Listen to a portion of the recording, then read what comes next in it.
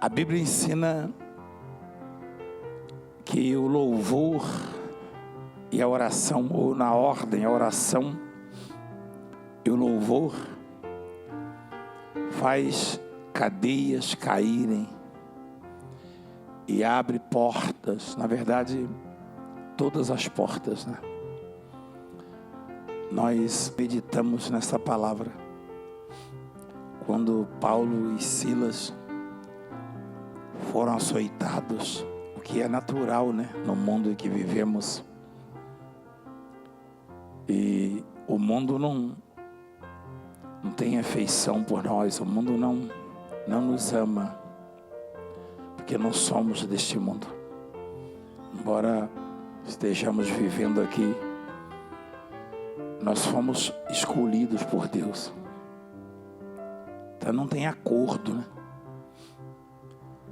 O erro de muitas igrejas é querer um acordo com o mundo, é tentar um acordo, tentar se entender, né, com o mundo. Tipo, você não mexe comigo, eu te deixo em paz. Não pode. Nós fomos chamados para saquear o mundo. Eu e você fomos chamados para saquear o mundo, tirar as almas que estão perdidas, que vêm sendo afligidas, e deixar o príncipe frustrado, derrotado, o príncipe deste mundo que é Satanás. E aí não vai ter acordo. Se você tem que saquear o mundo, é claro que não vai ter acordo, é claro que o mundo não vai gostar de você. Mas mesmo dentro da obra, mesmo nesse ministério, muitos já fizeram acordo com o mundo. É óbvio que não vão prevalecer e nem permanecer. Serão revelados e serão cortados, como ensina a palavra. Na verdade não foi ainda, porque Deus é Deus de oportunidades, né? Quem acompanhou a mensagem lá do Rio de Janeiro, dos pastores? Quem acompanhou na televisão? Os outros estavam vendo novela? É isso? É? Quem assistiu a reunião? Levanta a mão. Que pena, hein?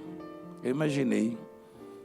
Somente quem está interessado na obra. Isso aí já mostra quem tem acordo com o mundo e quem não tem.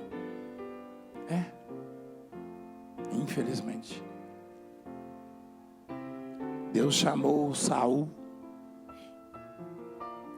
sendo ele o mais insignificante,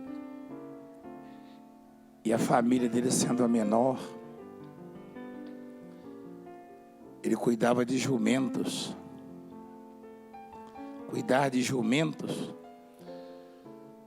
nunca foi uma função assim muito importante, mesmo lá na roça. E Deus o chamou. E no encontro dele com o profeta, ou seja, com Deus, Deus mudou o coração dele. Porque ninguém pode fazer a obra ou ser rei. Ninguém pode servir a um reino com o coração de guardador de jumentos, já que aquela não seria mais a função dele. Eu e você servimos a um reino. O reino de quem mesmo? De quem é o reino? O reino de Deus. Nossa função é a mais nobre das funções. A mais nobre. Você vê na igreja magistrados, você vê empresários e até cientistas.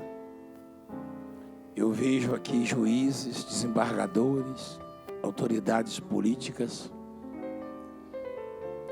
Eles sentam aí como vocês e me ouvem. E eles sabem que eu não tenho recursos próprios. Porque eu falo dia e noite da minha origem,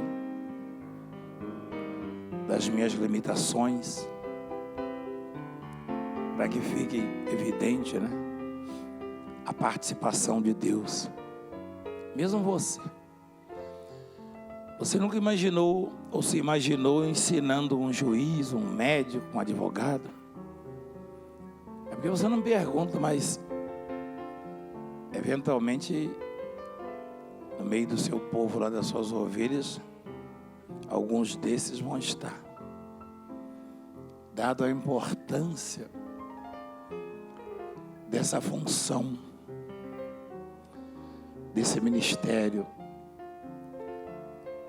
embora não sejamos merecedores e nem dignos. Aliás, já me perguntaram, ou já sugeriram nesses elogios, aqueles que gostam de estender tapetes, né? Alguns sinceros, mas a grande maioria é hipócrita, me chamando de grande. Um me perguntou uma vez sobre o tanto que Deus opera. Por quê? Eu falei, porque eu sou muito pequeno. Quanto menor você se fizer, mais Deus vai trabalhar na sua vida. E isso é bíblico, isso é certo. Deus nunca chamou grande, não. Olha lá para você ver. O diabo sugere que você é importante, que você é grande. Quando você humilha, subjuga, quando você se coloca acima das pessoas, ou do pastor, do obreiro, a esposa do bispo, ela humilha a esposa do pastor e acha que é maior, obreira, faça isso, faça aquilo. Não que seja errado designar as pessoas, mas cada vez que você se colocar num patamar acima, você vai estar cometendo um erro terrível, porque Jesus deixou claro que os mais insignificantes são colocados nas funções mais importantes. Isso é bíblico. Quer dizer que não é mérito, né? É diferente do mundo. Aliás, é o contrário. É exatamente o contrário. Exatamente o contrário. Quanto menor você for, maior será, ou a posição que Deus vai te colocar terá mais destaque do que todas. Se você conseguir administrar isso e se despojar, Deus vai te fazer grande mesmo, Deus vai te fazer crescer. É difícil isso, porque quanto mais a gente recebe, mais o coração vai e desce e incha. A gente traz o mundo, né, para dentro da igreja. Não dá certo. Lá no mundo é assim. Lá no mundo, o sujeito recebe um cargo importante, ele tem até aula. Como se comportar. Você agora é grande, você tem essa responsabilidade. Na igreja é o contrário. Jesus, sendo o maior de todos, lavou os pés dos discípulos. Imagina se fosse um homem, né? Mas não era homem, é Deus. Deus lavando os pés dos homens. Faltava essa. Então ele deu exemplo. E você, quando reclama que não cresce, que não, Deus te conhece. Não basta você fazer o que Ele manda. Não. Está provado isso. Tem que fazer com satisfação. Tem uma palavra lá no Velho Testamento, acho que é a 2 Crônicas, se não me engano, capítulo 25, sobre o rei Amazias, né? É isso mesmo? Ele fez o que era reto, mas não fez com interesse de coração.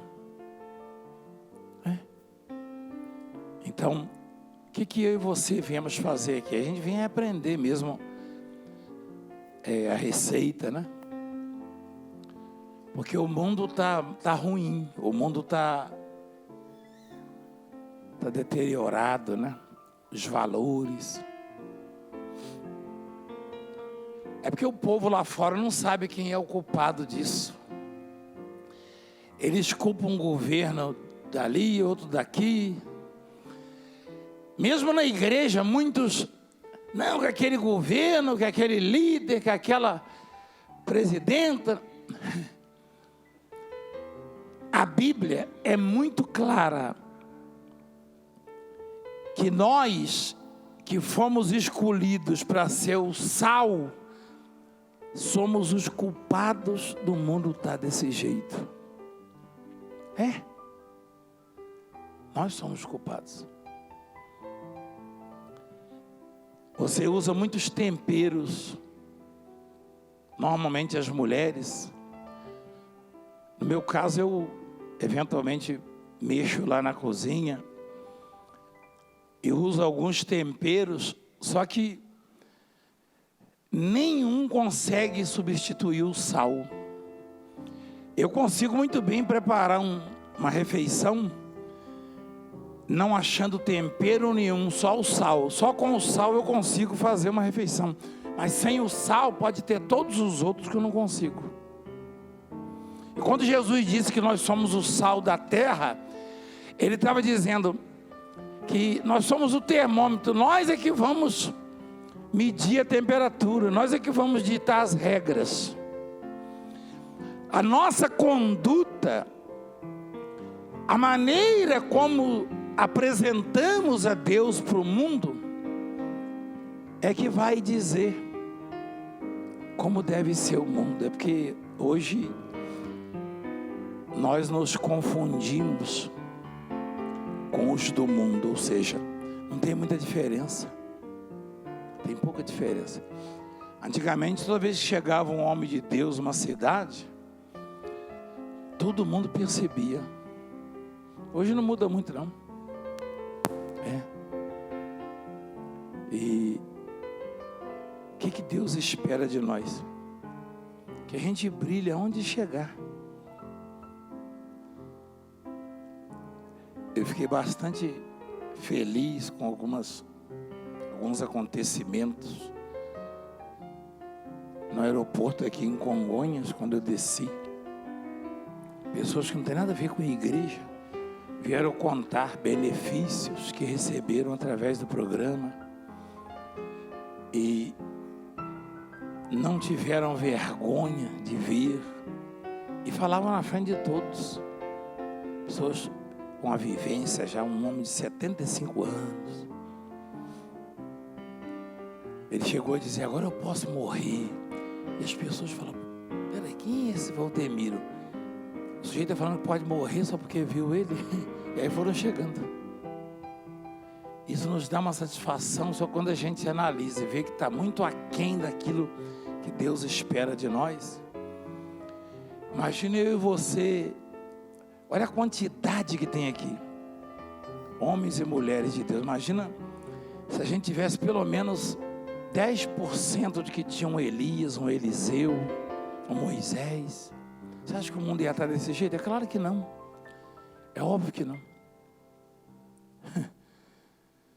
Se a gente começa a se destacar, ninguém segura. Ninguém. E o que Deus quer? Deus quer entregar uma multidão nas suas mãos, no seu ministério. Deus quer fazer prodígios, maravilhas. Por quê? Porque a glória não é sua, o mérito não é seu. Não. É dele. Só que ele não pode forçar, ele não pode usar você se você não se permite. Se você não dá liberdade para ele. Não. Ele tem que ter liberdade para trabalhar na sua vida. Seja homem, mulher, não interessa. Nós não estamos aqui porque mandamos um currículo ou nos qualificamos, né?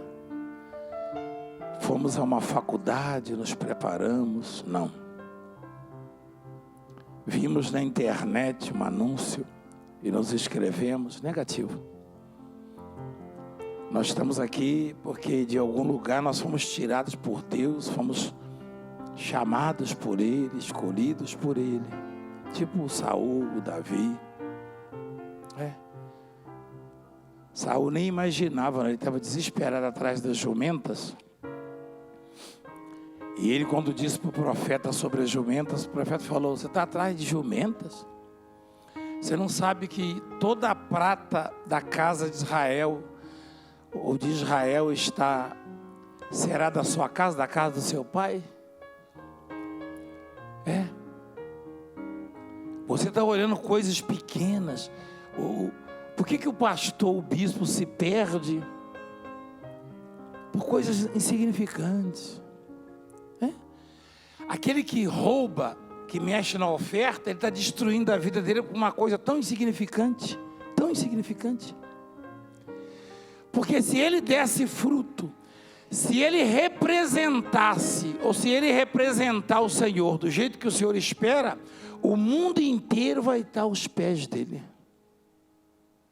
É isso. Você que se sente injustiçado e disputa o poder, e se sente prejudicado, eu aqui era para estar ali, isso é besteira. Isso é besteira. Se você acha que um sujeito insignificante como eu é que dirige uma obra dessas, ou fez essa obra chegar onde chegou, você é muito cego, você é muito ignorante. E se você acha que pode me enganar, você está certo. Mas você não pode enganar aquele que te chamou, que te escolheu. Isso aí você está errado. Então, lá fora tem muita coisa acontecendo. Tem guerras, tem fome, tem epidemias. E cada vez o mundo está mais incrédulo. E fazem chacotas, eles zombam da obra. Era raro alguém zombar da obra no passado. E quando zombava, você já viu o que acontecia, né? Hoje não, hoje os programas de TV, eles satirizam, eles fazem cada coisa.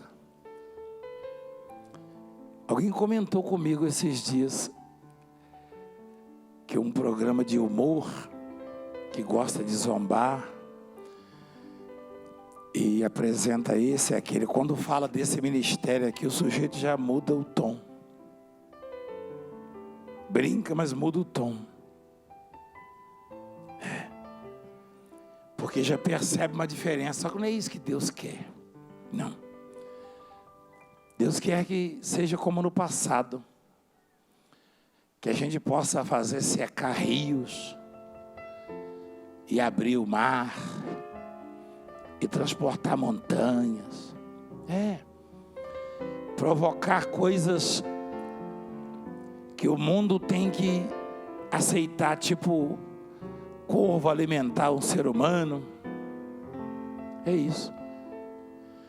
Tipo uma nuvem fazer sombra durante o dia e o fogo clarear à noite. Tem que acontecer alguma coisa diferente na sua vida, no seu ministério. Alguma coisa extraordinariamente grande que venha carimbar, marcar e dizer ao mundo assim, ó, esse aqui é de Deus, ó, essa aqui é de Deus, isso aqui tem o selo de Deus. Tem que acontecer. E é isso que atrai as pessoas. Você acha que as pessoas vêm a você porque Elas te amam? Você acha que as pessoas vêm a mim porque elas me amam? Não. Claro que não. Muitas vezes você já deve ter ouvido assim: apóstolo, ou bispo, pastor, eu te amo. Depois você não ouviu falar mais dessa pessoa, ela saiu, foi para outro ministério. Não é verdade? Ela te amava enquanto você conseguia transmitir ou supri-la de alguma maneira. E quando elas dizem, elas estão fingindo, não. É que esse amor, eu já expliquei isso para vocês, não é seu. O amor que as pessoas dispensam a mim e a bispa não nos pertence, eu tenho consciência disso. Tem gente que me vê nos lugares, nos aeroportos aí, na rua, chora, me abraça. Meu Deus, nós amamos demais você, minha família. Eu fico na minha. Eu sei que não é meu aquilo ali. Não tem nada a ver. Elas não sabem também. Não, aquilo ali não tem nada a ver com a gente. Esse amor é dispensado a nós pela misericórdia de Deus, mas não é nosso, isso é de Deus. O dia que você não mostrar mais para essa pessoa o caminho, não conseguir mais de alguma maneira tocá-la, você vai virar uma pessoa comum para ela. Ou se ela se aborrece, daqui a pouco ela vem aqui falar de você. Já teve gente que declarou amor a você e veio aqui falar mal de você, sabia? Ela estava fingindo, não. E quando você de alguma maneira estava agradando a Deus, Deus fez com que ela dispensasse esse amor a você. Aquela história, se o sal se tornar insípido, para que ele serve? Só para ser pisado. Quando você temperar, meu irmão, você vai ser requisitado. Sua vaguinha vai estar ali na cozinha, naquela caixinha. E a primeira coisa, quando eu entro na cozinha, eu procuro o sal, porque o óleo vai esquentando e não sei o quê, papapá. Cadê o sal? Não, tem esse daqui. Falando, mas aí deixa para depois. Mas o sal se tornar insípido não vale mais nada. Nada. Não se iluda. Portanto, nós não temos nada próprio. Veja lá em João capítulo 15, versículo 16. João 15, 16. Você consegue enxergar isso aí? Você também? Isso, credo. Rapaz, eu já enxerguei isso aí no passado, né? Você lembra? Mas agora, só se botar lá na frente. Olha o que está escrito aí, mostra lá. Não fostes vós que me escolhestes a mim. Só que eu e você agimos como se nós tivéssemos escolhido. Tivéssemos mérito, né, nessa escolha. Tanto é que a gente condena com facilidade as pessoas. Quando a gente condena os outros e joga pedra e aponta o dedo e arruma defeitos, isso é típico de quem acha que está ali por mérito, está ali porque fez por merecer. Eu decidi. As pessoas são ignorantes e na hora do testemunho, toda hora aparece um: seu apóstolo, eu era drogado, eu era traficante, eu era bandido, eu era isso. Eu tomei uma decisão. Tomou nada. Tomou decisão o quê? O amor de Deus foi lá. Ele simplesmente deu liberdade, é claro. Você não escolhe coisa nenhuma. Você só está aqui por... Olha, eu estou falando com homens de Deus, mulheres de Deus, e homens que fingem serem de Deus, ou até são, mas que estão enganando. Mas que mesmo assim, nem você que está enganando, está aqui porque é esperto, porque não. A sua hora vai chegar, e quando chegar você será cortado do tronco, cortado da videira, E como o enxerto, ele é feito uma vez só. Eu não sei se você sabe como é que funciona isso aí, enxerto. Quem sabe? Quem sabe o que é enxerto? É uma coisa tão extraordinária. Lá na roça, me lembro, uma vez lá na fazenda onde a gente trabalhava, foi um especialista em fazer enxerto. E ele fez um desafio conosco. Ele pegou um galho de laranjeira e enxertou no limoeiro. E eu, na minha ignorância, eu falei, isso aí não vai produzir laranja. Vai produzir limão, por incrível que pareça. A árvore, a videira lá, a árvore era limoeiro. Todos os ramos, os naturais do limoeiro produziram limão. E aquele único ramo da laranjeira produziu laranja, mas muito doce, muito doce. Enxerto é assim. Ele tem uma maneira de tirar o galho, tira o galho, tem uma técnica. E ele abre lá, numa das junções ali, do limoeiro, e enxerta aquele galho da laranjeira. E aí, o que eu entendo, o que eu entendi disso aí, biblicamente falando? Que, embora sejamos alimentados pela videira, porque vem lá da terra, a responsabilidade de produzir o fruto é nossa. Ou então, como explicar um galho de laranjeira desse tamanho, num limoeiro não dá limão, ele dá laranja e doce. E todos os outros, só que ele não é próprio do limoeiro, ele é enxertado.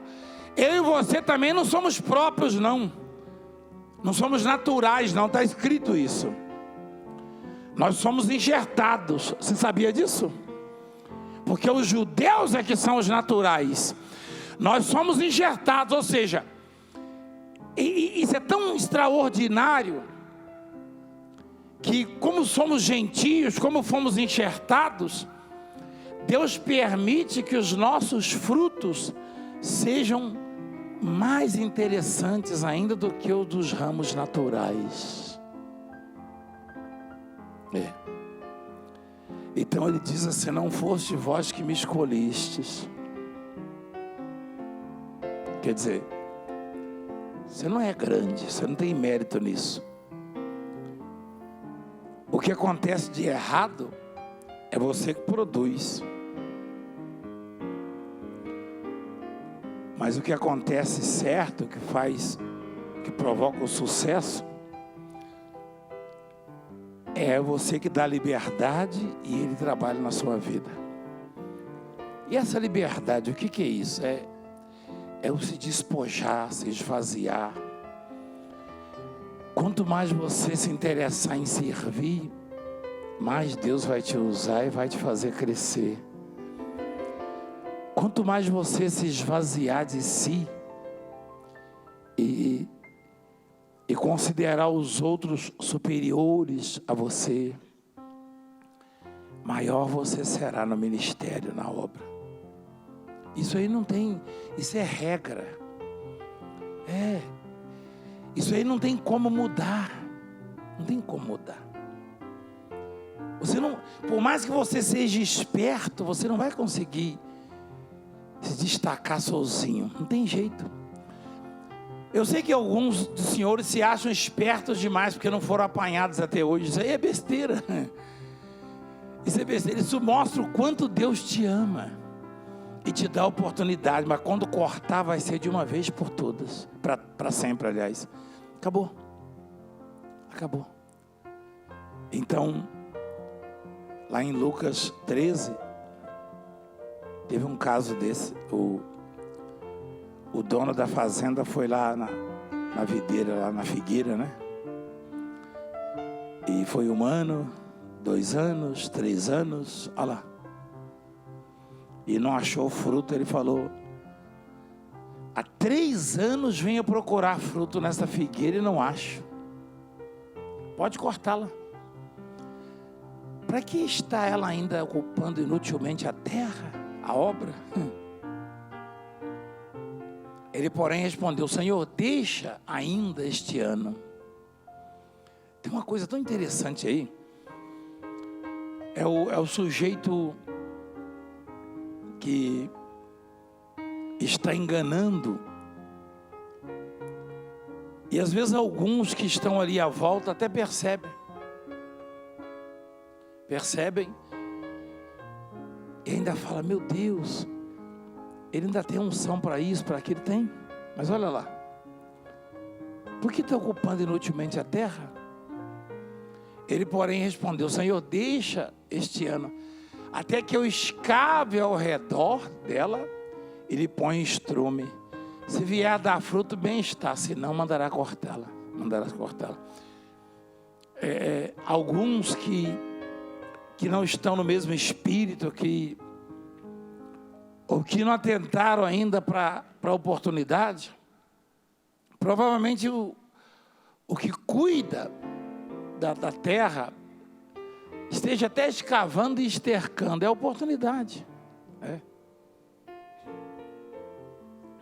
De repente sua igreja está até cheia lá.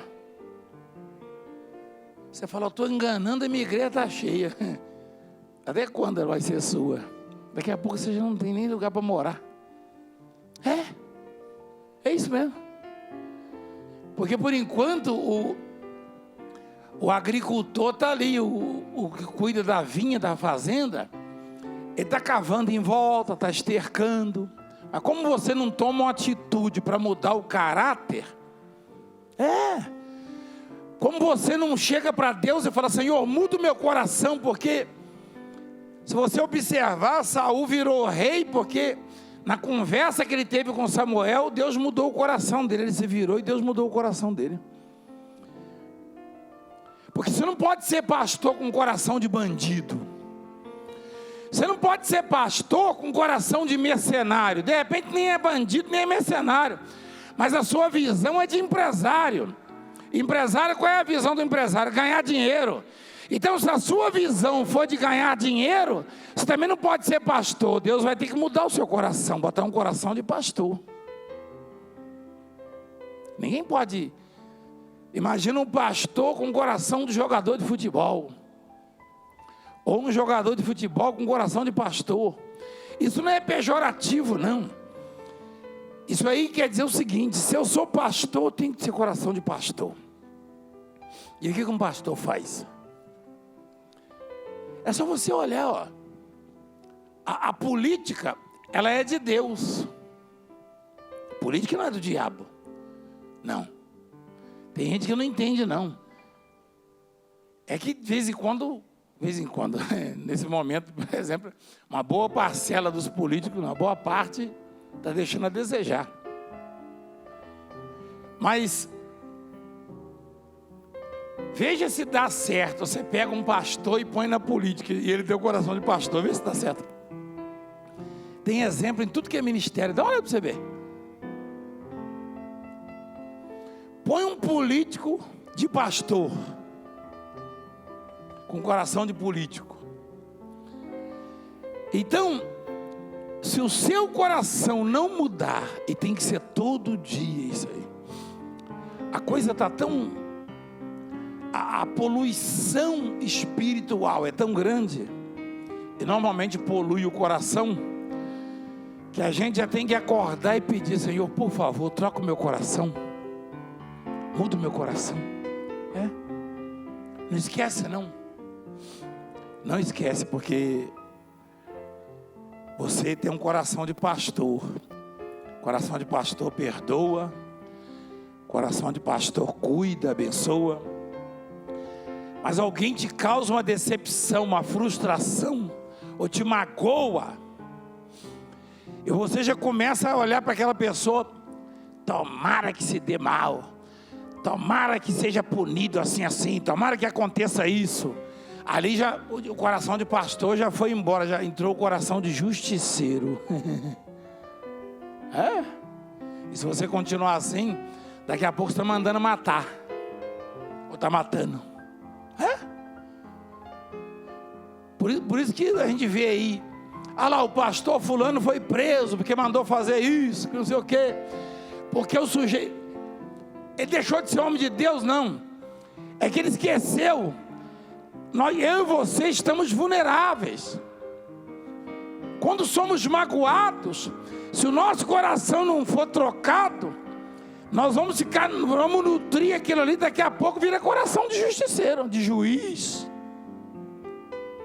Tem que ser trocado todo dia. Só teve um que não precisou disso, né?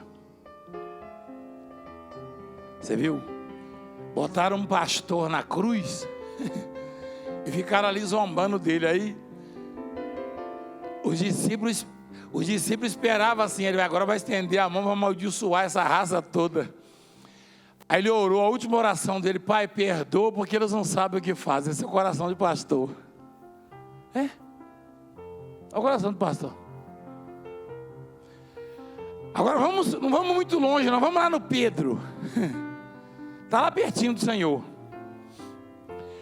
Pedro tinha um coração de pastor também, mas um dia ele se irritou, meteu a espada e arrancou a orelha do sujeito. Ali eu vi coração de guerrilheiro, sei lá, de soldado. Não dá certo.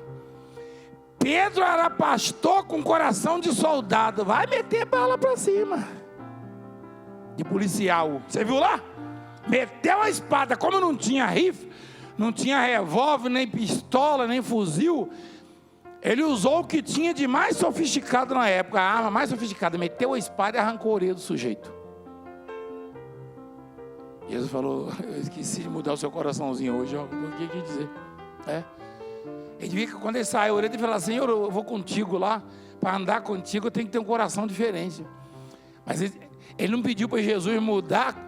Quando Jesus viu que não tinha mudado o coração dele, ele falou: põe lá, Pedro. Você vê que em outra ocasião, e até a história lá diz que quando que ele foi crucificado, ele falou: me crucifica igual o mestre. Não, tem que ser de cabeça para baixo. Que aí já mudou. Já mudou. E eu e você somos vulneráveis. Tem dia que eu levanto e 1, 2, 3 pancadas, meu coração já fica misericórdia. Aí eu tenho que me curvar e: Senhor, por favor, troca o meu coração. E se não trocar, meu irmão, e você quer ver, tem uma palavra que diz assim, não sei se é Tiago, acho que é Tiago. O nosso coração, ele tem que se despojar do acúmulo de maldade. Não é isso ou não? Você já leu isso aí? Despojai-vos, olha lá. Portanto, despojando-vos de toda impureza e acúmulo. O que é acúmulo? O que é? Eu sei que são mais cultos. O que é, meu filho, acúmulo? Você não sabe o que é acúmulo, não? Você não sabe? Tá de brincadeira? Olha aquela mesa ali, ó. Dá uma olhada naquela mesa ali, ó. Aquela mesa ali foi feita para ter o quê? Uns 3 envelopes, uns 2 livros, olha o tanto que... Ali tem um acúmulo de material. Excesso.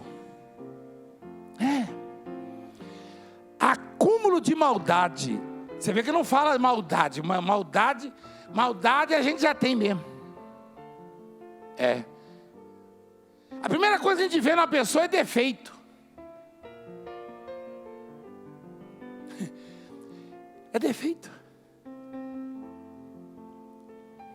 Porque às vezes chega o ridículo de ver defeito até na maneira da pessoa se vestir. Ela, como é que se veste mal? Isso aí é todo mundo. Olha a roupa do fulano, olha o cabelo, olha a sua vida, rapaz.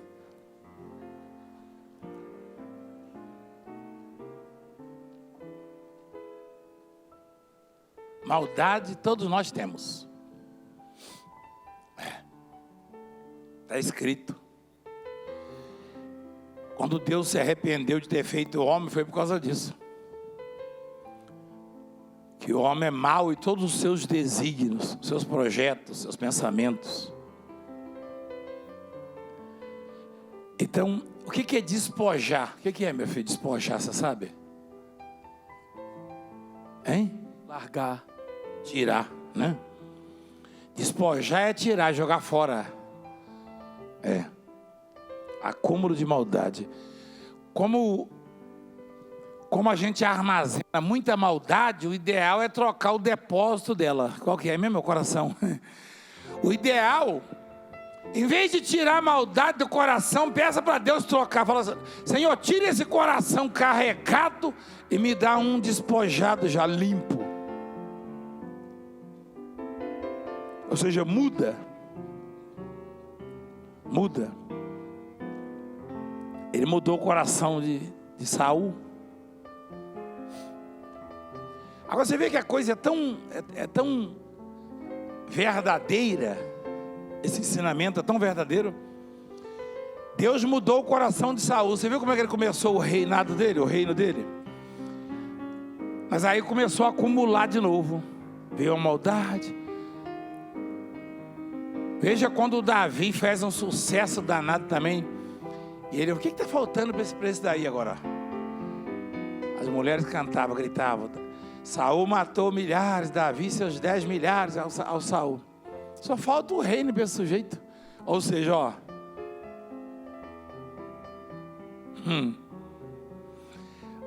Vai acumulando. Às vezes você ouve o seu colega falar, você viu lá, ó, fulano pegou um estado. Ele cresceu onde, hein? Isso aí é o quê? Maldade. Você está rindo? Isso aí mata. Isso manda para o inferno, isso destrói o ministério, isso destrói a alma. Você está rindo? Isso é um veneno, isso é demônio. Porque primeiro que você está onde não deveria estar, porque você não merece estar onde está e nem eu. E por que invejar o outro, se os denários pertencem ao seu dono, ele dá a quem quiser, e quantos denários ele quiser. Você entendeu por que denário, né? Você conhece a palavra, não conhece? O que ele combinou comigo foi: se eu me entregasse, ele salvaria a minha alma. E ele ainda me escolheu para ser representante dele, para ser profeta, para ser sacerdote. Ele ainda me escolheu para fazer prodígios, fazer milagre. Você sabe o que é abraçar um leproso, ele ser purificado? Profetizar no canceroso, ele ser curado? Profetizar na estéril e ela conceber, você sabe o que é isso? Tudo isso veio de lucro. Você sabe o que é ser despojado de tudo? Ou seja, desprovido, perdão a palavra, desprovido de tudo. E Deus te ungir. Quantos de vocês já falaram, ó, vai ser assim, e aconteceu como você falou? Você sabe por quê? Porque você foi tirado do meio do nada, você foi escolhido a dedo. Tem muitos na sua casa que deveriam estar no seu lugar. Tem muitos aí no mundo que deveriam estar no nosso lugar. Deveria. Mas não. Então,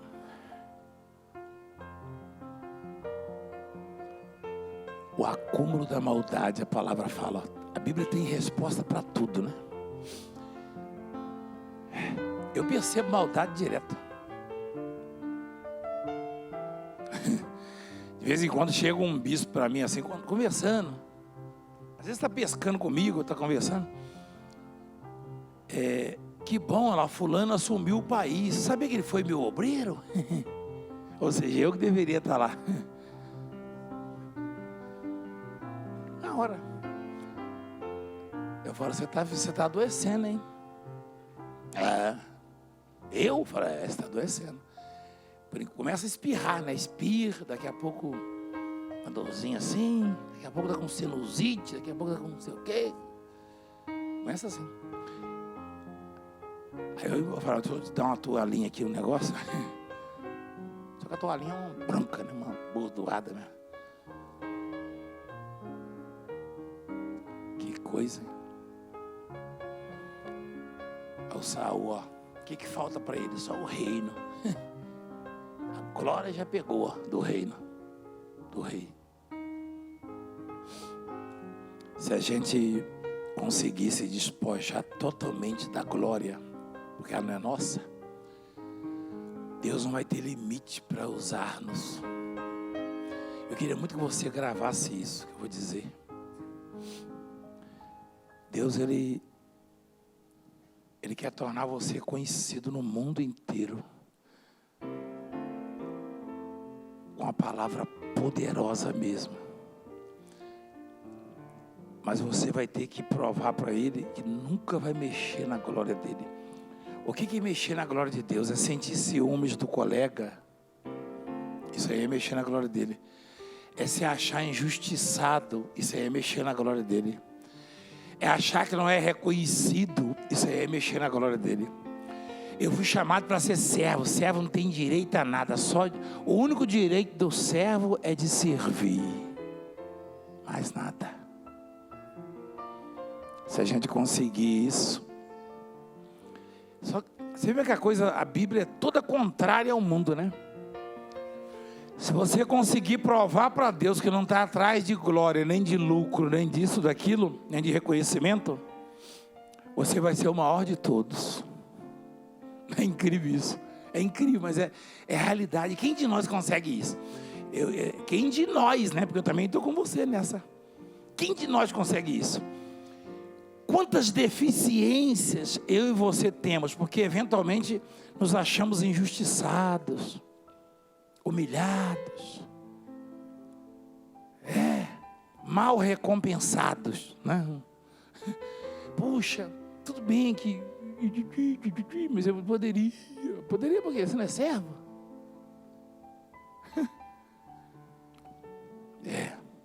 Toda hora chegam para mim aí. É engraçado que às vezes a gente se surpreende, porque não tem nada a ver com aparência isso.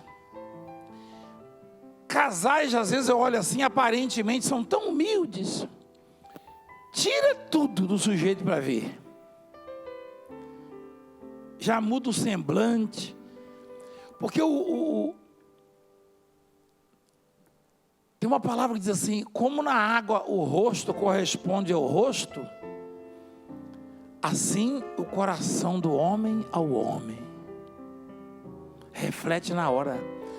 Se o seu coração está mal, o seu olhar deixa transparecer aquilo ali. Olha lá. Como na água, porque antigamente não tinha espelho, aquele espelhinho que tem no seu banheiro, não. Até tinha, mas era mais ou menos isso aí, ó. Como na água o rosto corresponde ao rosto. E também hoje em dia é meio difícil achar uma água tão cristalina, né? Na época não tinha poluição, não tinha indústria. Qualquer água, você olhava, você via o seu rosto. As pessoas ajeitavam o cabelo na água, sabia? Aliás, eu ainda peguei esse tempo, não de ajeitar o cabelo, que eu nunca consegui, mas de olhar na água lá na roça. De olhar lá na mina. Eu ia buscar água na mina lá. A água era incrível, eu olhava assim e via o meu rosto lá. E como na água o rosto, né? Olha lá, corresponde ao rosto. Ou seja, você se vê ali, assim o coração do homem é o homem. Você é aquilo que você pensa. Aquilo que você pensa é você. E às vezes você deixa transparecer, ou nas próprias palavras, você mostra aquilo, revela o que você está pensando. Você é o que você pensa. Nós somos o que nós pensamos, é isso que diz a palavra. Quer dizer, não fostes vós que me escolhestes a mim. Pelo contrário, eu vos escolhi a vós outros, eu vos designei, para que vades e deis fruto, e o vosso fruto o quê? que é designar? Designar é o quê?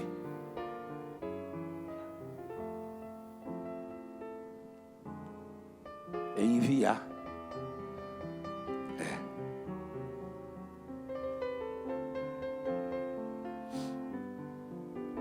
Satanás, ele sugere às vezes que estamos sendo humilhados ou desmerecidos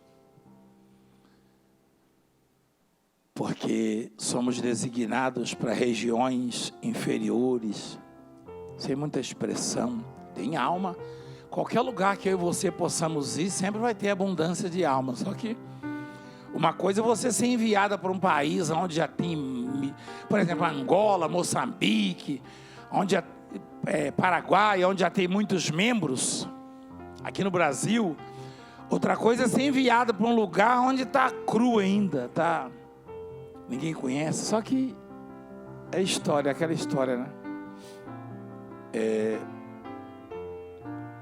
Os designados para os lugares aparentemente insignificantes, inferiores, são os mais abençoados, ungidos, porque ali há uma necessidade maior de se plantar, cultivar. Só que as pessoas não entendem isso. Não. Eu aprendi que a atenção, o carinho de Deus na minha vida sempre foi muito, muito grande. Alguns que conhecem a minha trajetória em outro ministério sabem muito bem para onde eu era designado. Em algum momento eu pensava, meu Deus, por que eu sou mandado para esses lugares? Depois eu descobri. E a coisa acontecia. Mandava para o outro e acontecia, para o outro e acontecia. Falei, entendi. A misericórdia de Deus é muito grande na minha vida. Mas não é assim que as pessoas pensam. Não é assim. Tira o sujeito de um estado ou de um país onde tem uma multidão e põe no lugarzinho onde tem 100 membros, 50. Eu vou falar assim porque hoje em dia, por exemplo, às vezes eu vou com um bispo para beira do rio, faço reunião com 100, 200 pessoas sem chamar ninguém, eles aparecem lá. Eles vão aparecendo e vão avisando. Assim é esse ministério hoje em dia. Se você levar uma plaquinha e falar, eu sou pastor da Igreja Mundial, onde você chegar, junta povo. Você sabia ou não? Quem sabia disso? Compensação, tem ministério aí que se você mostrar a plaquinha, não fica ninguém. Isso não ligar para um 90. É complicado. Então, eu e você não escolhemos estar aqui, não. Você não escolheu estar aqui. O que Deus está dizendo é que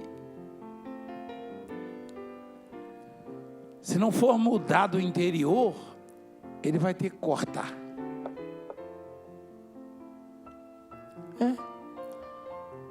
Talvez você tenha tido 1, 2, ou 3, ou mais. Isso aqui é uma figura, né?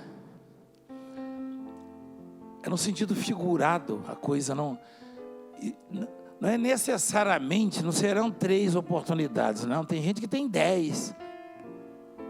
Tem árvore que tem 10 oportunidades, tem outros que tem menos. Mas por quê? Aí não é comigo não, eu não sou o dono da vinha. Eu não sou o dono da vinha. Naquele caso ali, já era o 3º ano. Ele falou, deixa mais um ano. Você vê que a árvore nunca tinha dado fruto e foi escavada, botado estrume, o adubo. Aquela árvore merecia aquele cuidado ali, não? Aqueles cuidados? Claro que não. Assim acontece com alguns de nós que, às vezes, nem nós mesmos entendemos por que o Senhor tem tanto cuidado conosco. Ele é o Deus de oportunidades. Isso não é só para nós, não.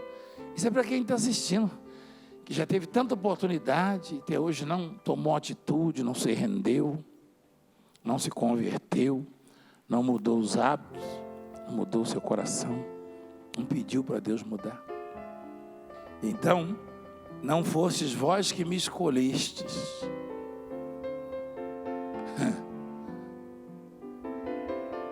Pelo contrário, eu vos escolhi a vós outros, vos designei, mandei, para que vades e deis o quê? E o vosso fruto? Que coisa, hein? A fim de que tudo quanto pedirdes ao Pai em meu nome, Ele vou-lo. Você pensou? Isso é um poder extraordinário, né? Você sabe que há diferença, né? Esse negócio de falar assim, eu já falei isso pro povo já. Fala ao vivo, quem assiste deve saber. Esse negócio de falar, não, qualquer igreja mundial que você for é a mesma coisa, é uma conversa. É uma vírgula. Você pensa o quê? Você sabe que há uma preocupação nos líderes, há uma preocupação, eu não vou mentir não, há uma preocupação nas lideranças em provar não, que ele sabe que ele não está falando verdade, mas em convencer as pessoas de que qualquer igreja mundial que a pessoa for é a mesma coisa. É mentira, não é a mesma coisa não, não é. Aliás, seria injustiça, né? Da parte de Deus, se fosse a mesma coisa. Não é a mesma coisa, não é, mas não é mesmo, não é e nunca vai ser, só faltava essa. Tem umas árvores que o lavrador está escavando ainda em volta dela, para ela, adubando para ela dar fruto. E tem outras que estão com os galhos encostando no chão de tanto fruto. É a mesma coisa, uma conversa, uma vírgula que é uma coisa. Eu não sou bobo não, mas não é mesmo. Tem pastor que fica com medo do povo vir para a sede e fala assim, ó, o que acontece lá, acontece aqui. Só que eu vou te contar, vai nessa aí. Pode até acontecer mais do que aqui. É possível que aconteça até mais, pra você ter ideia. Mas aí, meu irmão, se você está necessitando de que se escave ao seu derredor e não toma uma atitude, dá fruto. Agora é interessante, né? Deus está tão interessado nos nossos frutos que a promessa está ali, ó.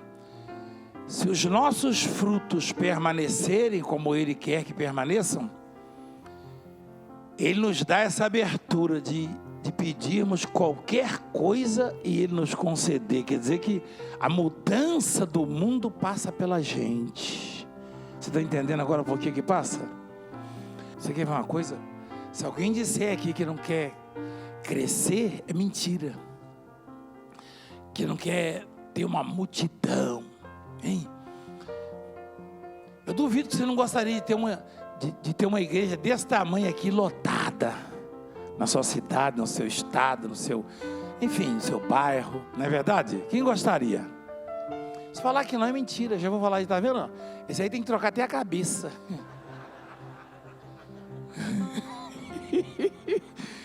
Não, peraí, ó, mentira, rapaz. Eu sempre, desde quando eu era obreiro, eu fazia núcleo. Eu queria ver o povão, quando eu vi o povo descendo o morro lá com as cadeirinhas, que não tinha cadeira ainda, né? Era tão legal. O pastor quer ver a multidão mesmo. Aliás, até o rei Jesus, que é dono de tudo, a glória dele está na multidão, né? Mas isso só vai acontecer e com naturalidade, assim, sem... Não é preciso dar a mão em pingo d'água, andar de cabeça para baixo no teto, fazer malabarismo. Que tem pastor que é o showman. O sujeito, ele olha assim e fala, não, como pastor não vou encher essa igreja não. Aí ele inventa, cambalhota, não sei o que nada. Você vem na minha reunião, é sempre a mesma coisa, presta atenção pra você ver. O povo chora, ri, fica nervoso. E está sempre, cada vez, vindo mais. Mas é o seguinte, Deus, Ele escolheu você para você ser aquela árvore, assim, que de longe, quem é da roça sabe, né? Na roça a gente vive com fome. É engraçado, hoje eu vivo cheio, assim, a bispo, você já almoçou? Eu falo, não, eu não estou com fome. Eu faço um esforço danado para ter fome, você não tem ideia. É incrível. Se tivesse algum remédio para tomar, para ficar com fome na hora para almoçar, eu tomo café demais, então eu não tenho fome. Aí, na roça eu vivia com fome. Eu acabava de comer, daí 1 hora eu estava com fome. E às vezes o caminho era aqui, mas eu vi um pé de mexerica amarelinho lá, entrava aí da cerca e ia lá. Ou coisa para atrair gente é árvore cheia de frutos. É verdade ou não é? É verdade ou não é? Às vezes nem é comestível, você se aproxima, olha. De vez em quando eu pergunto, que fruta é essa aí? Isso aí é bom? Aí esses dias lá no Rio de Janeiro, isso aí é bom, me deram um tal de cajá, não sei o que, mais azedo para desgraçar. Mas a aparência dele, eu olhei, eu mordi com tanta vontade que tem uns espinhozinhos dentro. Eu mordi com tanta... O pior é que a menina que trabalha na casa, a senhora que trabalha na casa do bispo, que rolava assim. Por quê? Porque eu peguei e mordi e fiquei assim. Porque o negócio era muito bonito, né? Eu pensei que prestava. Ó, qual que eu amaldiçoei aquela fruta? Eu lembrei que Jesus falou, não, deixa pra lá que tem gente que gosta, entendeu? Que trem ruim aquilo lá. Mas a aparência, então o fruto é você. Você quer ver uma coisa? O fruto atrai. Se você começar a dar fruto, a sua igreja vai entupir. Você vai ver. Vai ter gente que vai falar, vai chegar aqui. Ó, após domingo eu não venho aqui não, vou lá na igreja do pastor fulano, que tem tanta bênção lá. É assim. Eu duvido que de vez em quando não chegam para você e falam, ó, bispo, me perdoa, mas domingo eu vou lá no apóstolo. Não fala não. Vai ser o contrário. Sua árvore carregada. Mas como a gente depende a gente está ligado na videira, né? Então a gente tem que se despojar. Você vai ver que coisa. E quando a gente dá fruto, até o dono, aliás, principalmente o dono da plantação, né? Imagina se eu sou agricultor, aí eu tenho um pomar, 10 pés de laranja. Tem um carregado e os outros não tem nada.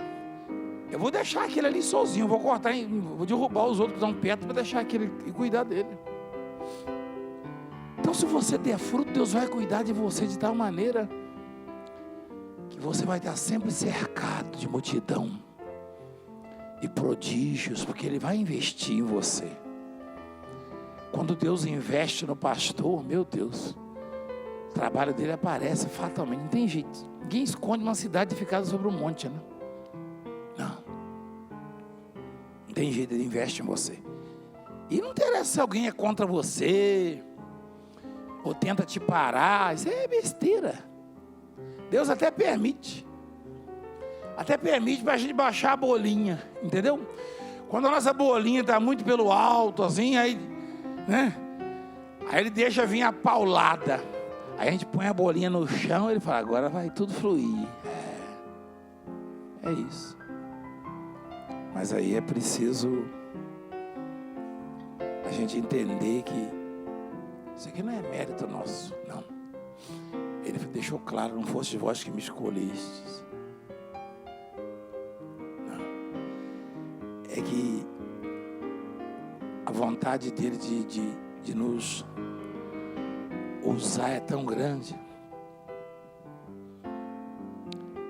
que chega um momento e ele, como você percebeu, ele, mesmo a árvore que não está dando fruto, ele escava, aduba para ver se ela, né?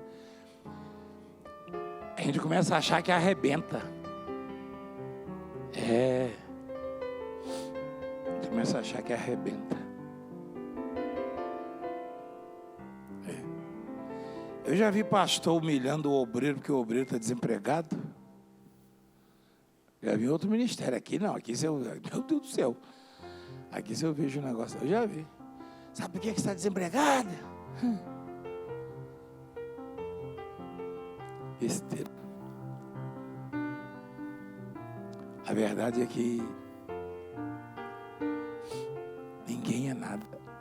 O que você tem mais do que o outro é motivo para você ser mais humilde ainda, porque Deus, por alguma razão que ninguém conhece, não me pergunta porque eu não conheço nem você.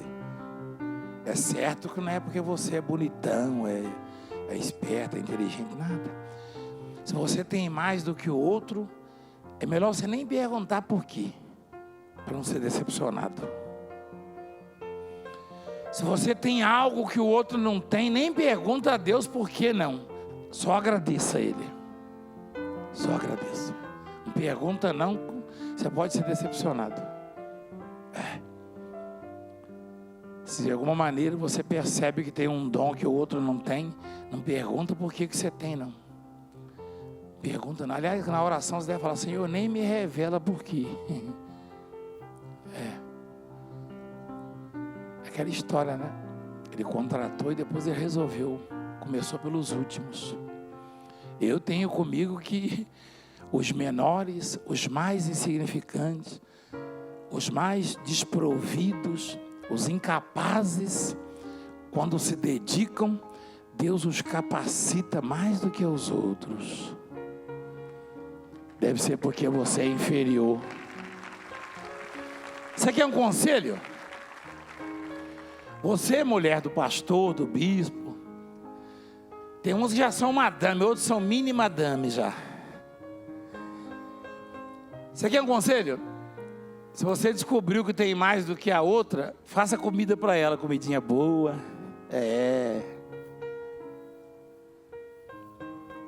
Sirva.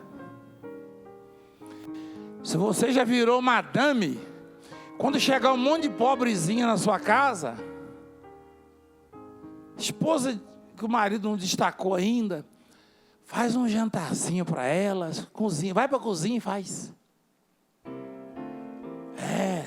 Deus vai transformar você numa rainha. Eu faço comida para minha turma. Ela pergunta se eu vou pescar, quem cozinha sou eu. Eles nem acreditam, não é? Assim o pratinho. Tem uns que ainda falam, põe aí, depois eu como. Pergunta a Bíblia para você ver.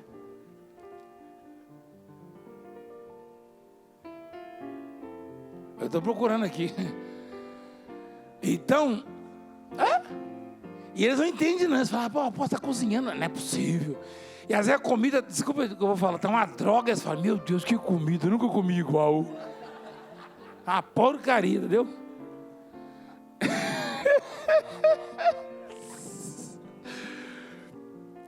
Isso é legal, sabia? Baixar a bolinha é a melhor coisa que tem. Se esvaziar, se despojar, servir. Melhor coisa. Isso nos dá uma satisfação.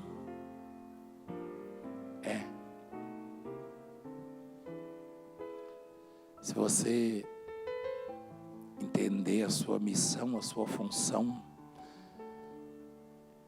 e que não existe mérito nisso que nós fazemos, é porque é de Deus, você vai destacar. Não é preciso você ser esperto. Não. Eu vou provar que eu cresço. E aí começa a fazer besteira para provar uma coisa que não existe. Para mostrar um crescimento, para chamar a atenção do bispo, depois do apóstolo. Isso é besteira. Quem cresce, cresce é para Deus. Deus tudo vê, tudo sabe. Por isso que às vezes você está de fora e não entende. Você vê um sujeito ali no anonimato, daqui a pouco aquele sujeito é tirado dali. Você fala, você viu lá. Olha o fulano, passou na frente de todo mundo, agora já virou bispo, já está em tal lugar. Você não sabe de nada. É só você ver de onde foi chamado Davi, de onde foi tirado Saul e outros. O Eliseu. Tinha tanta gente interessante e culta na época de Elias.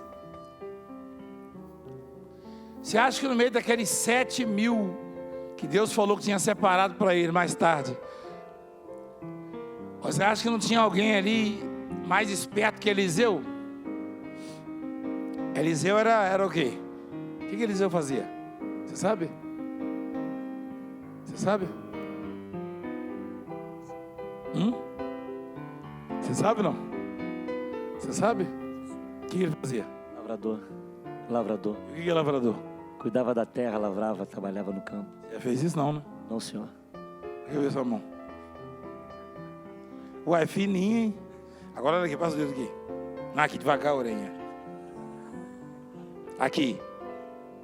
De que você acha que é isso aqui? Né? Isso é microfone e vara de pescar. É porque na época... Até parece que vai ter calo na minha mão de 35 anos, 36 anos atrás, mais que isso. Não tem mais. O calo agora é do microfone aqui. Microfone, de vez em quando um molinete, uma vara de molinete. Eu mostro isso, as pessoas pegam na minha mão. Olha que eu tenho aqui uns calos, ó. Ela fala, não, isso aí não é de inchada, não. De inchada, depois você para de mexer, 2, 3 anos já era, já some. Só que a mão dele tá lisinha, ele é preguiçoso aquele rapaz ali. Então, o Eliseu era lavrador. Eu era lavrador. Eu não tenho vergonha de falar isso, não. Aliás, se não existisse lavrador, todo mundo morria de fome. Você sabia disso, não? Sabia?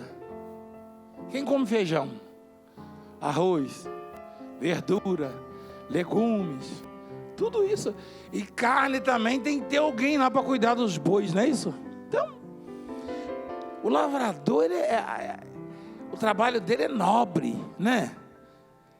Quando você vê lá a fumacinha saindo daquele arrozinho branco, hein? Aquela picanha ao ponto para acompanhar. Aquilo ali veio de lá do lavrador. O Eliseu fazia isso. O Eliseu, ele foi chamado e ele matou os bois, queimou tudo ali, as cangas, os canzis. Semana eu falei sobre o jugo, né? Acho que foi ontem, né?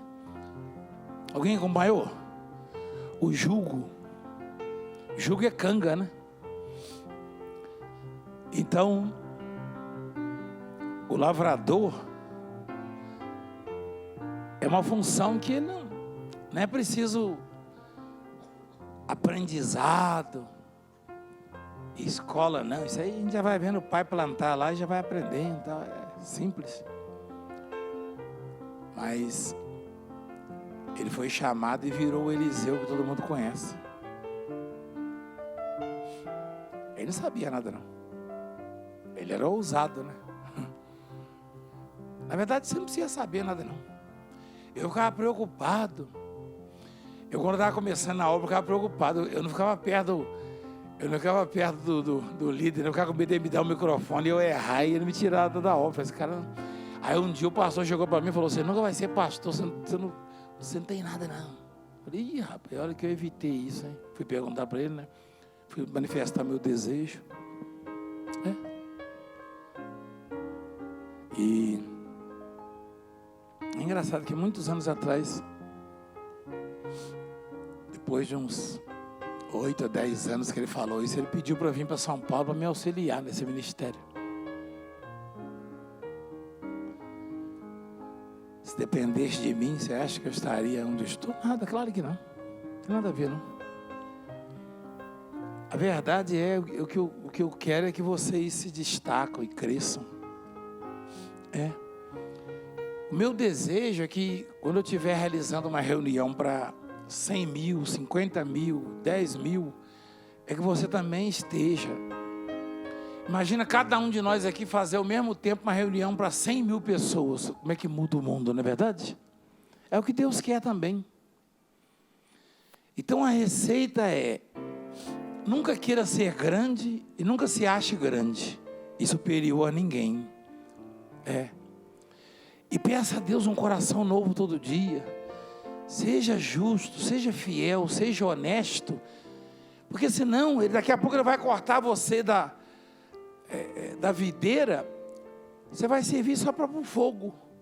Isso aí é fatal, isso aí não tem volta. Agora, se você mudar o seu coração, ainda que você tenha errado até hoje, mas se você se moldar e falar, Senhor, me dá um coração novo e se aplicar, daqui a pouco a sua luz vai estar brilhando. Eu preguei uma palavra que diz assim, que é o justo.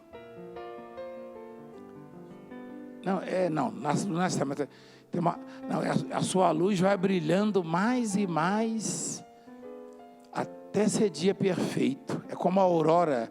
A luz do justo é como a aurora, é isso? Quem assistiu isso aí? Eu preguei um dia desse aí. A vereda, perdão, o caminho, né? Vereda é caminho, ó. Na roça fala vareda, né? Porque é trilha. Quem não conhece bem a gramática, né? Vereda. As veredas dos justos. A vereda, né? A vereda dos justos é como a luz da aurora. O que é aurora? O que é aurora? Você sabe? Você estava aqui, né? O que é aurora, meu filho? É a vizinha? Eu já conheci umas mulheres por nome de Aurora. Quem já conheceu?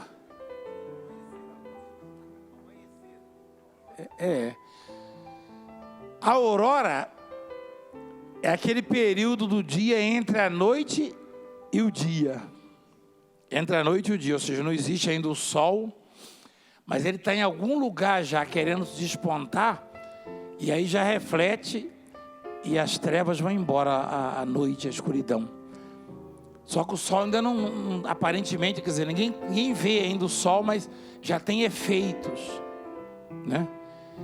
E se eu e você formos justos, ainda que ninguém veja, mas já vão sentir o clarão de Deus na nossa vida. E aí vai brilhando mais e mais até ser dia perfeito. Dia perfeito é quando está no eixo mesmo, quando está no centro. Não há sombra, nem na direita nem na esquerda. É o sol do meio-dia. Esse é o dia perfeito. Olha lá o caminho dos perversos. Eu duvido que você seja esperto bastante para continuar enganando, se você estiver enganando. Eu duvido. Portanto, se você não se arrepender e não se moldar, você vai ser destruído fatalmente. Vai ser destruído. Não tem jeito. Então, a palavra é esta. Você foi escolhido. É claro que o diabo vai falar para você assim, mas por quê? Por que você foi escolhido? Aí não me pergunta. Na verdade a gente sabe, né? É aquilo que ele diz. Vê se ele escolhe os grandes. Sabe que antigamente eu ficava pensando, eu via aí um apresentador famoso, né? Um artista, fala, se esse sujeito se convertesse, uma vez eu comentei com a bispa. Nada. Não ia fazer. Tem uns aí que se. Tem alguns atores famosos aí que se converteram e foram se meter em pregar, não foi mais ninguém. O teatro era lotado quando ele era ator, depois virou pastor, não foi ninguém. Porque ele acha. Aquela história do larguei. Eu já fui do ministério, vocês não conhecem não. Que na reunião de pastores, de vez em quando era chamado para dizer o que largou, para dar o testemunho. Aí vinha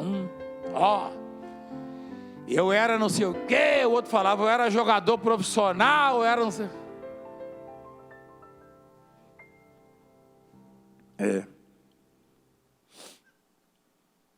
Uma vez ele até não deu muito certo comigo não.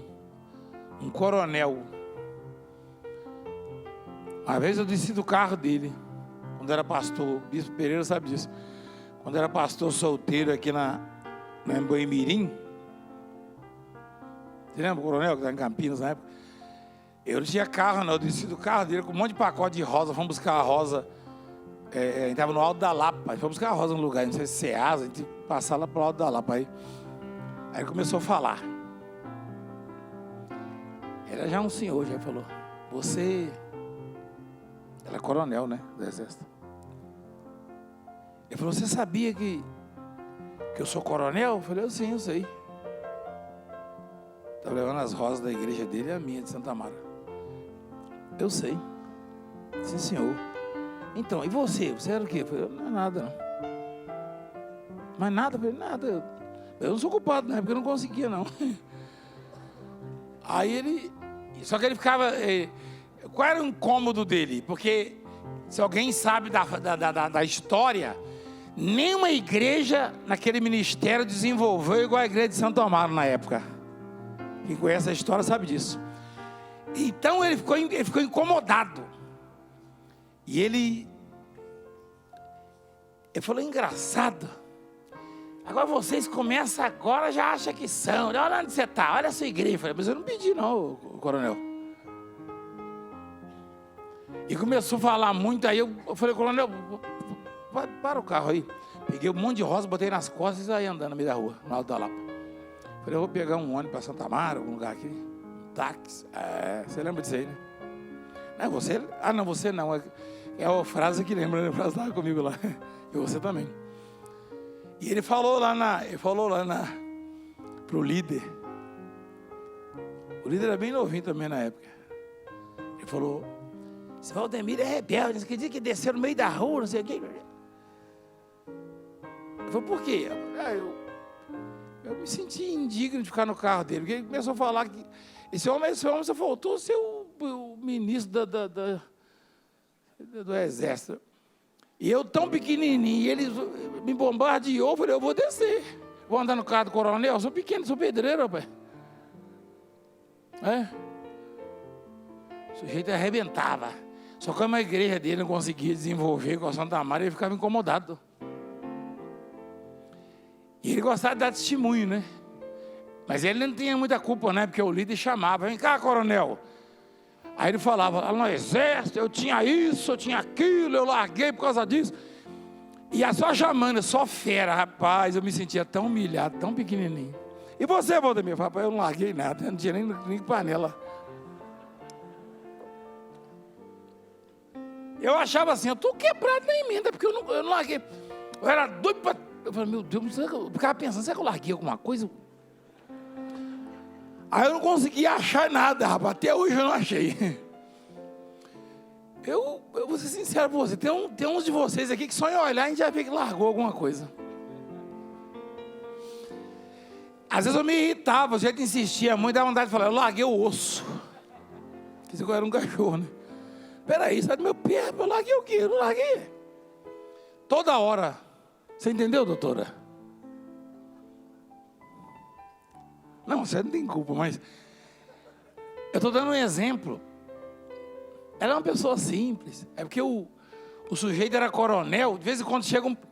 Se eu sabia que eu era isso, eu falava, rapaz... Esse coronel ficou irritado comigo, porque eu como... Falta de experiência, né? Eu deveria ser mais humilde, né?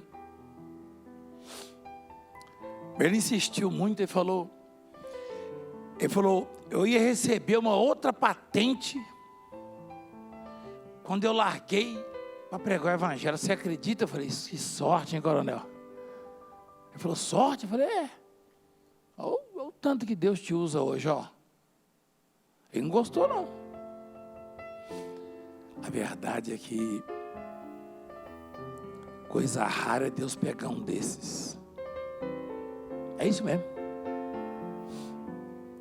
Pegou o apóstolo Paulo lá, o Saulo, mas primeiro derrubou do cavalo, secou ele.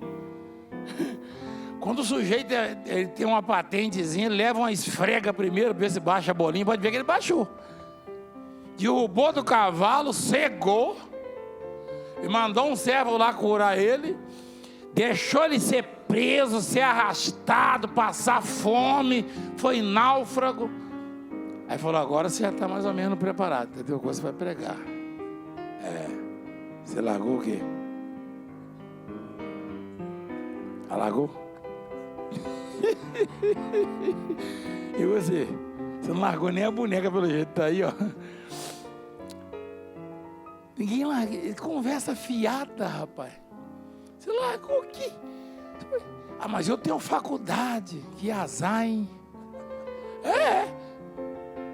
Porque se eu tivesse, provavelmente Deus não ia me ensinar o que está me ensinando. Rapaz, não adianta não. Agora, você pode ter diploma ou não. Se você se despojar, Ele vai encher você da graça dele. Está em cada um isso aí. Agora, se você achar que largou, meu irmão, quando o sujeito fala assim, esse dia teve um caso lá em Alagoas. O sujeito mandou uma mensagem assim, eu até assustei. Eu gastei uma meia hora para ler o texto. É um sujeito que eu tenho carinho por ele, eu sempre tive. Hoje menos um pouco, porque pela decepção. Mas é um tal de pinguim. Mas eu sempre tive. Aí ele mandou um texto para mim que eu gastei meia hora para ler, dizendo: eu sempre fui empresário, tive isso, tive aquilo, larguei isso. Falei, que azar, rapaz. Se eu soubesse, eu tinha falado para ele. Isso é perigoso. Tem uns aqui que foram empresários. O que você tem que fazer, Senhor? Tira o coração de empresário e joga para as piranhas comerem. E põe um coração de pastor.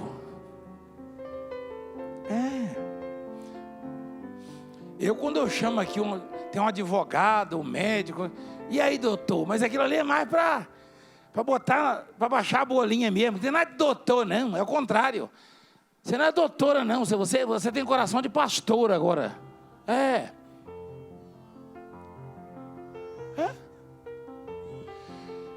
O coração do pastor, você não tem ideia, não. O coração do doutor só cura o que a ciência permite. Na verdade, o doutor, nem é ele que inventa o remédio. Não. Ele receita um remédio que alguém inventou. Ele simplesmente se informou sobre aquela doença, sobre aquele remédio. Ele não tem nada dele, não. Você sabe disso aí? Agora, o coração do pastor tem unção para curar.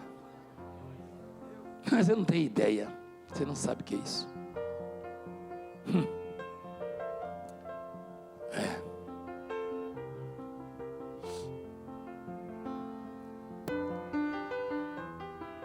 Deus, Ele é muito bom. Imagina nós. O ar tá ligado, é? Eu tô com um frio da bexiga aqui, ué. Você tá doida? Hein? Rapaz. Que danado é isso, rapaz? Por que domingo não liga? Tem gente? Será? Vocês estão frios então, hein? Vocês deveriam me aquecer, Peraí, vocês são uns pés frios, hein? Deus me livre, fica de pé.